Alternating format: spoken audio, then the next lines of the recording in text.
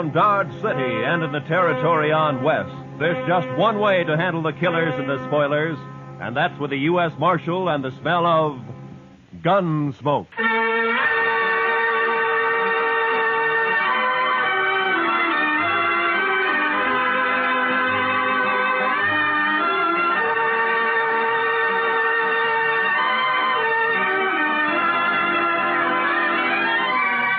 Gunsmoke, starring William Conrad.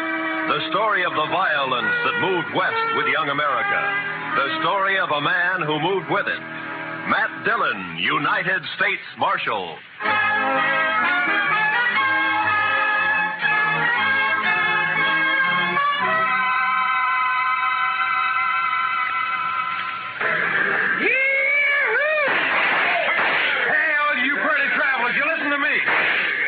You gotta get welcome to Dodge City proper like. Hey, you there, mister. I said you. Are you addressing me, sir? I reckon I am. You a preacher? Not exactly. You dress like a preacher.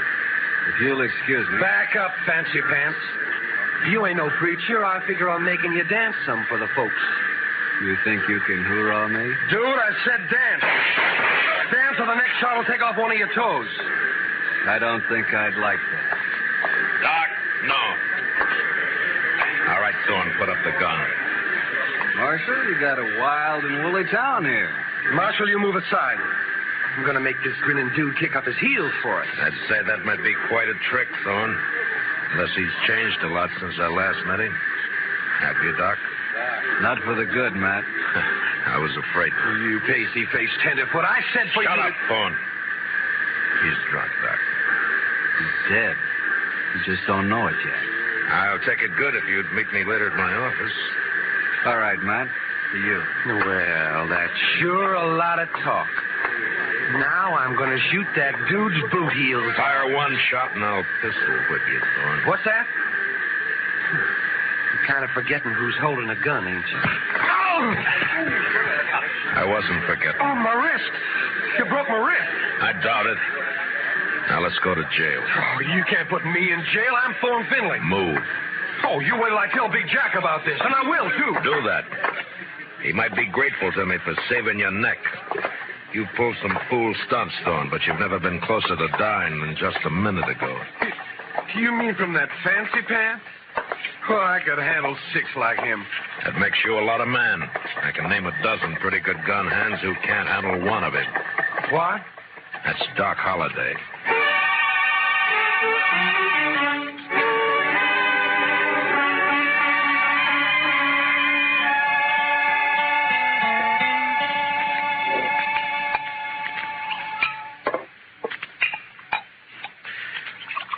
There you are.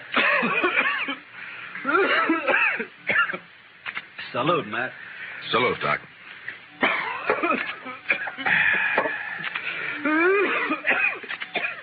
That sounds worse, Doc. Yeah, I got orders to go to Arizona. Air's dry there, better for my lungs. Going? Thought I might.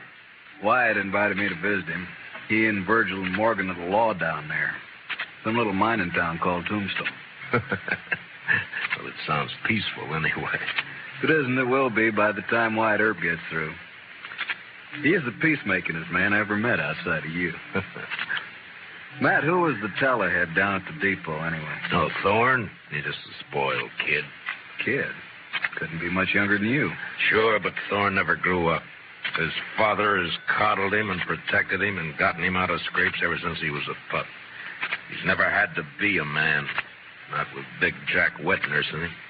Big Jack. Big Jack Finley. Oh, you know him? I've heard of him. Well, that figures. He owns about half of Kansas. Star in a box runs more cows than he can count. Swings a lot of weight in Dodge. Too much. Mr. Dillon? Mr. Dillon, somebody said that Doc Holliday had come into town today and he... Oh, excuse me. It's all right, Chester. Why don't you shake hands with him? Don't mind if I shake with my left hand. It's kind of habit. Yeah, I know. Mr. Dillon has the same habit. He would. How about dinner tonight, Matt? Sure. How long will you be in Dodge? Not long. Just till I finish a chore. Oh? That, chore have anything to do with Big Jack Finley?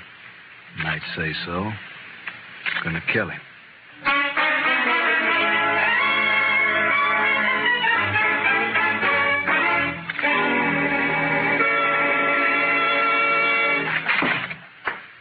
All right, Dillon. Turn him loose. You, forgot to close the door, Mr. Finley. You going to turn my boy loose? Or I'm going to have to do it for you. You got a writ of habeas corpus? Rich? Thorne didn't commit no crime. The charges are drunken, disorderly, disturbing the peace, and attempted assault with a deadly weapon. I wash. You still need a writ. But, man, Judd and Nathan does what I say, and you know it. Don't you think I can get a writ? I'm sure you can and will. You always do. Then what's the point, Dillon? It's just a lot of useless red tape. It's the law. And close the door on the way out.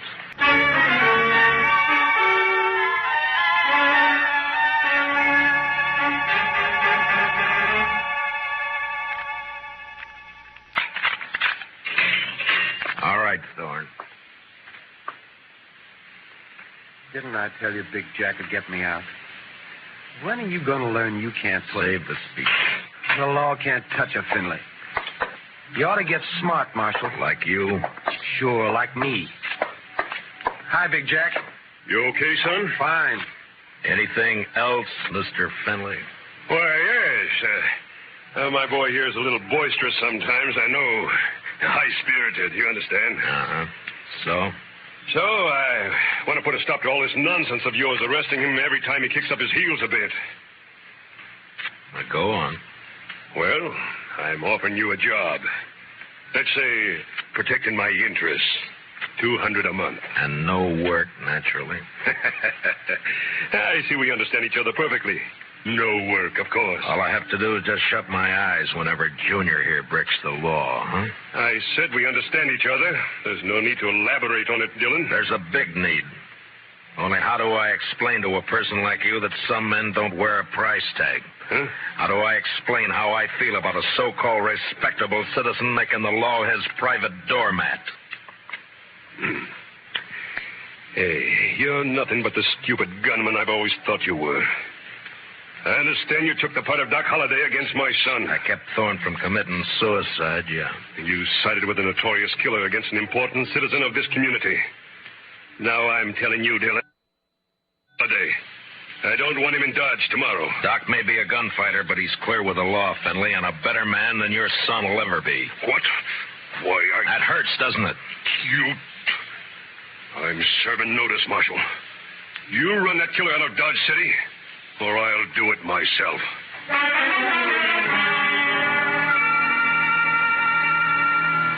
Big Jack Finley, cattleman and self-made king of southern Kansas.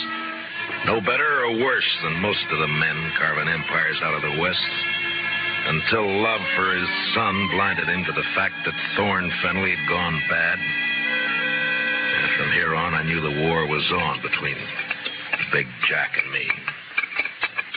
So Big Jack Finley's going to run me out of town, huh? No, unless I do it first. Oh? I do something naughty, Matt? Well, you threatened a man's life. That...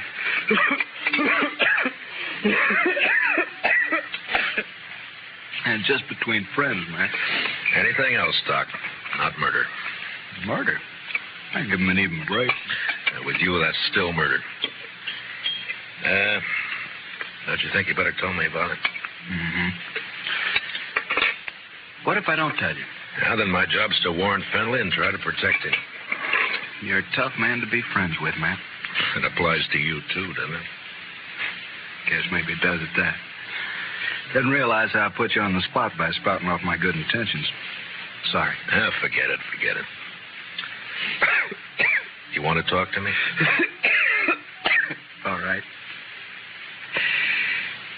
Remember a girl named Ruth Davis? Mm-hmm. Died in a riding accident a few months ago.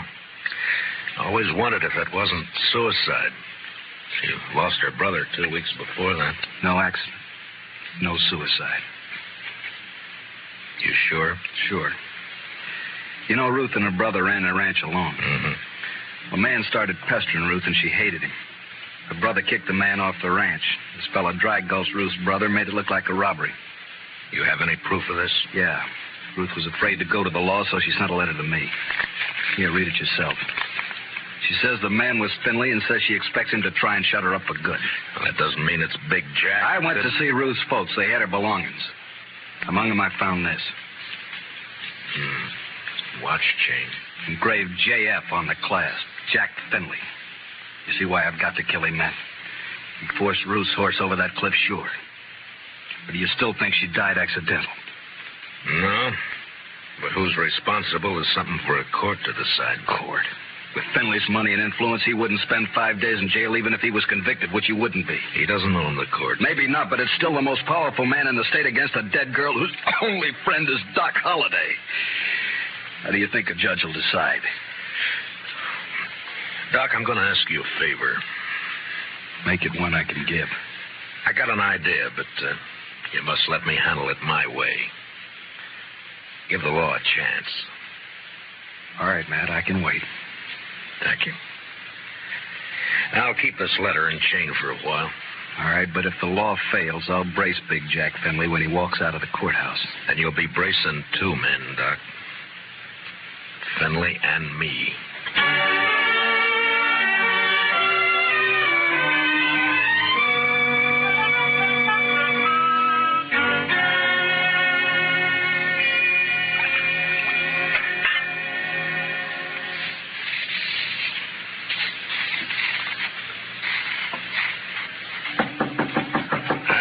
Come in. Morning, Marshal. Looks like it'll be a fine day. Well, you're up kind of early just to bring me a weather report, aren't you, Judge Nathan? Huh?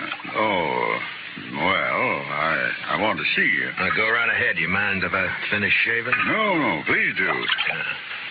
Just thought I'd chat with you about the... About the Finleys? Yes. It seems that Big Jack's very upset by your attitude. I'm not surprised. Feels you're a little rough on his boy. I am. But then his boy's a little rough. Yeah. Well, perhaps Thorne is high-spirited, like yesterday.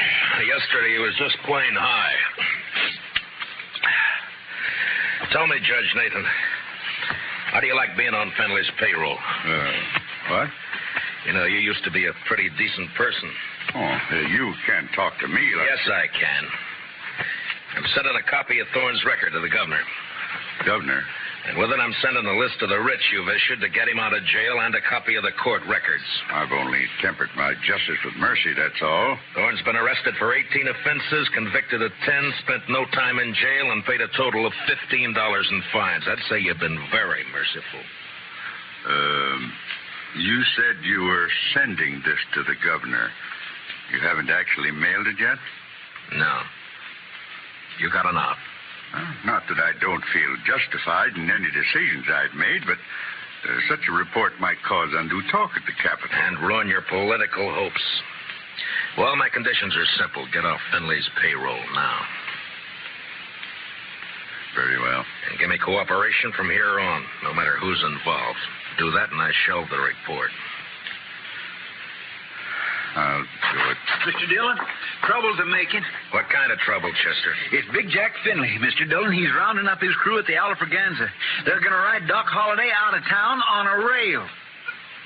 Did you cut yourself shaving?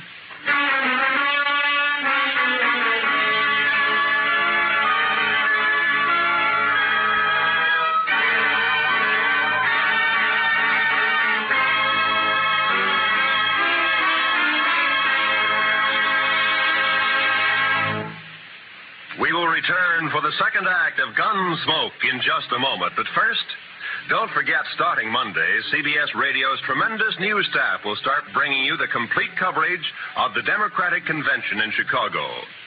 As you found during the Republican Convention, CBS Radio never misses. So, starting Monday, stay with CBS Radio all day and evening for the Democratic Convention. Now, the second act of Gunsmoke.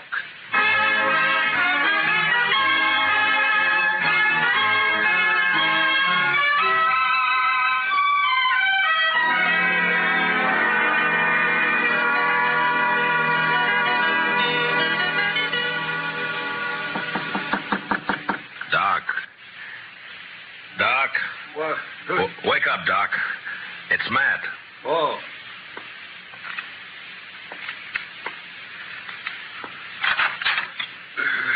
What's up? Trouble. Lots of trouble. Big Jack Finley's organizing a little citizens committee of his own hand-picked men coming to escort you out of town. On a rail? Yeah, that's the general idea. Here, take a shotgun. Yeah, I'll hide it under the covers, modest-like. Yeah. I'll wait against the wall here. Good. That'll put him in a crossfire. If it comes to that. There's enough of them, we're in a spot. Yeah, likely we are. You're risking your neck to save me some bruises. One I owe you, friend Matt. It's my job. Still one I owe you. There he is. Wrap him up. All right, stop right there. I'll shoot the man who takes another step.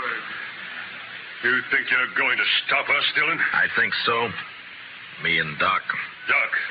Show him, Doc. Sure thing, Marshal. Look, boys, surprise. Shotgun. I sure do love surprises. Dillon, I've got a dozen men with me. Well, sure, about 6 of them will die, Finley, if you don't crawl out of here fast. And guess who'll die first, Big Jack? You there, Moncrief. I always figured you for some brains. Get your boss out of here, quick. Sure talking sense, Big Jack. Shut up, Moncrief.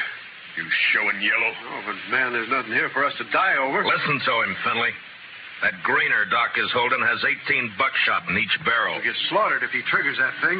And I'm getting edgy, Finley. And me, if I get a coughing spell, I'm liable to shoot without meaning to. All right. This is twice you have made a Finley back down. You'll never get a third chance. Let's get out of here.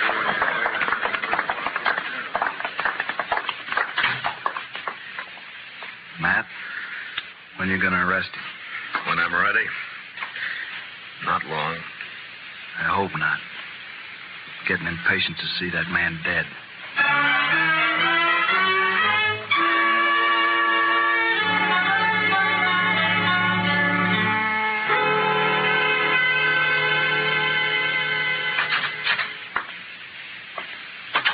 I got your message, Marshal. I hope it's important. It is, Moncrief. How long you been foreman for Big Jack? 15, 16 years. You know him pretty well. Would he be the kind to kill a girl? No, of course not. Guess he'd kill a man if he got mad enough, but he wouldn't kill no girl, Marshal. Well, I have proof that he did. A girl and her brother, but it doesn't set right. I'm hoping you can help. What's your proof, Marshal? A letter that names Finley as the man. Ruth Davis wrote it before she died. Ruth Davis. And this watch chain was found with her belongings. It's engraved on the back. I know. I was with Big Jack when he bought this chain in Chicago. It was right after his wife died. Big Jack wear it all the time? You rode the right hunch, Marshal. What? Thorne is your man, just like you figured. He had a yen for the Davis girl, but he kept it quiet. Guess he didn't want it known she throwed him over. But the watch chain... Big Jack gave that to Thorne on his 25th birthday. Whole ranch can testify to that. Good. All right, thank you, Moncrief. You, gonna try and arrest Thorne? Why? If Big Jack believes Thorne killed that girl, it'll break his heart. Broke her neck. If he don't believe it, Then? he'll protect Thorne. And, Marshal, there's not enough lawmen in the state of Kansas to make Big Jack give up his son.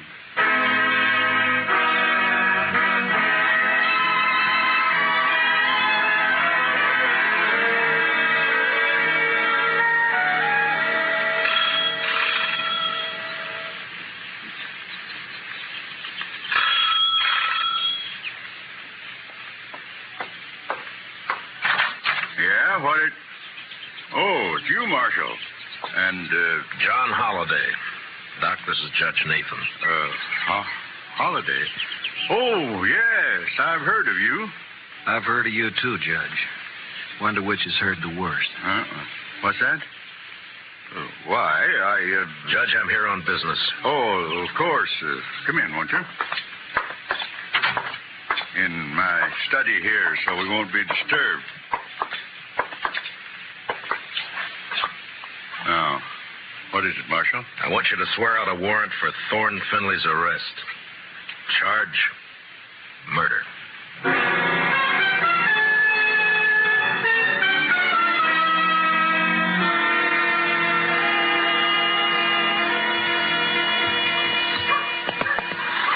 You sure you want to go with me, Doc? I'm sure. All right, hold up your right hand. Oh, no, Matt, you wouldn't make me a lawman. If you go as my deputy. I'm not letting you make this a private fight. Yeah, but my friends, if they hear I wore a star... All right, Matt, it's your show. You swear to uphold and enforce the laws of this community, the state of Kansas, and the United States to the best of your ability as deputy marshal, so help you God? All of that? All of that. I swear. Here, pin on this badge. All right, man. You know, I'm feeling this badge is going to cramp my style something terrible.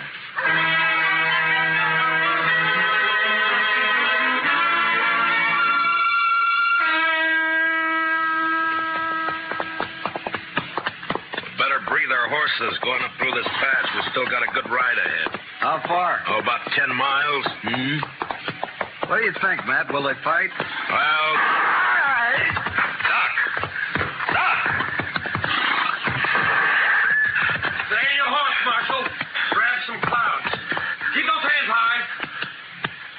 Queen's on the other side of the pass behind you.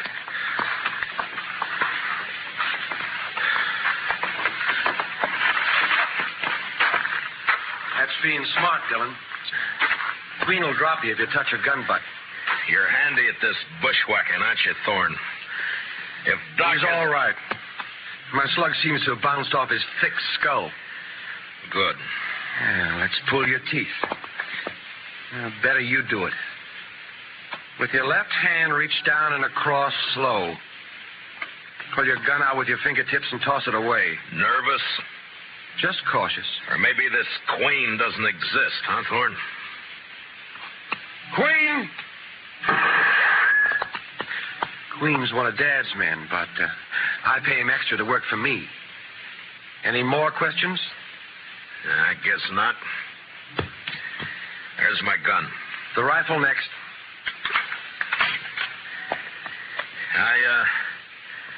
I got a penknife in my pants pocket. You know why Holliday came to Dodge? Yeah. Yeah, I guess you do. You wouldn't be riding with him. Well, he's not going to tell any stories to my dad or anyone else. You can't kill us, you stupid... Not planning on killing you. And what have you got planned? Queen's kind of a magician.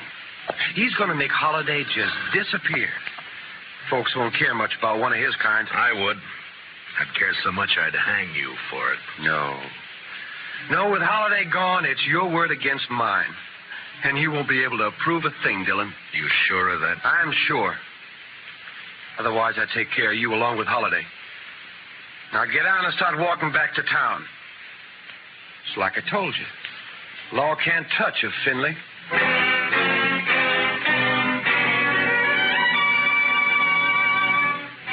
It was no time for heroics, so I walked. When I reached a turn, I cut back through the rocks, but it was too late. They were gone. And with them, the horses, guns, and Doc Holliday. 2 miles up the road, I found my horse turned loose. And with a mind full of cold hate, I raced onto the Star in a box. On the front porch of the ranch house was one of Big Jack's men. Hold it right there. Out of my way, mister. I'm in no mood to shake hands. Where you heading, lawman? You don't hear well.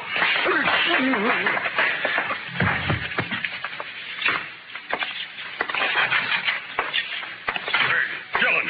Where's Holliday? How should I know? Get off my ranch. And where's that prize son of yours? What? Trot him out. I want him. Do you now? What on earth for? Thorne, put that gun away. Oh, no. This is just in case the marshal loses his temper. I've lost it, Junior. Sure. Dillon, I've had all I'm going to stand from you. You just think you have. Where's Holliday, Thorne? Where'd Queen take him? Holliday? Why, I haven't the faintest idea. Where is Queen, Dad? Riding fence line, but... See, Marshal, we don't know where your friend is. You're under arrest, Thorne. What's that? Ask him to show the warrant. Here. Read it, Finley. Oh, no.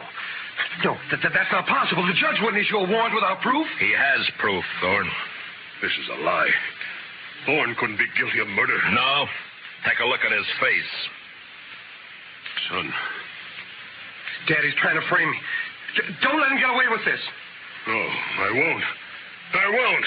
Get out, Dillon. Man, open your eyes. This is not going to help You heard me. I don't believe you, your warrant, or your proof. I believe my son. So get off this ranch. Get out of the state. You let me see you again, so help me, I'll kill you myself. Forget me. You're bucking the law. You I can't make my own law. So do I. Doc Holliday. But you're supposed to be dead. Green was supposed He's to... the one who's dead. I carry a knife in my boot just for men like him. Thorne, God help me. You are guilty. He sure is. And if he knows any prayers, he'd better get them over with. No, Doc. He goes back with us as our prisoner. You're wrong, Marshal. I'll take care of my son. Dad. No. You rotten, lying, murderous pup. Please don't, I Dad. should have strangled you Stay in away the from me. cradle when you were... Stay away, I'll shoot. I'll shoot you all. Finley, look out! I threw myself at Finley, and both of us hit the floor, rolling away from Thorne as he raised his gun to fire. Then in the doorway, the blood-stained, terrible figure of Doc Holliday went into action. His pale hands blurred over his holster. Ruth Thorne.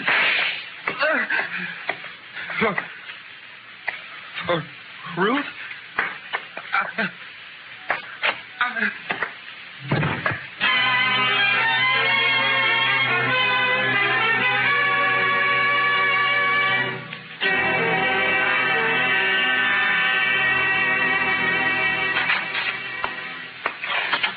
Ready to leave, Miss Holliday. Thanks, Chester. You sure you want to stay around a while, Doc? Yeah, we're good friends, Matt, but you're a peace officer. I guess I'm not a very peaceful man. You could be, Doc. No, I'm not going to change, and you shouldn't. Law needs men like you. No, if I stayed, there's too good a chance I might cross you. Yeah? Then I'd have to meet you over gun barrels, and it's one thing I'm afraid of. So long, Matt.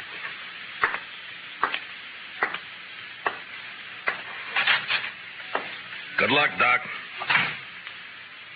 My. I never would have thought Doc Holliday was scared of meeting anyone in a gunfight. You don't understand, Chester. Doc's afraid because he might beat me.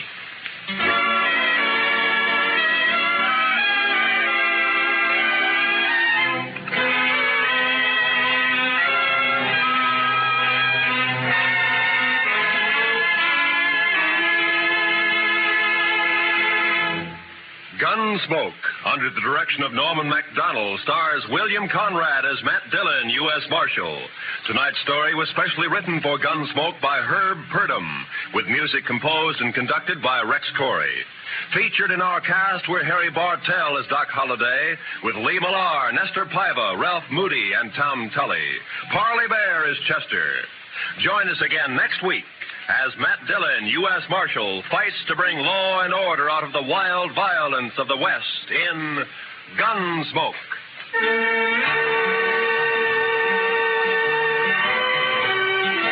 Sunday evenings, we invite you to join Lovely Doris Day, Spring Byington playing a December Bride, and Audrey Totter as Millie.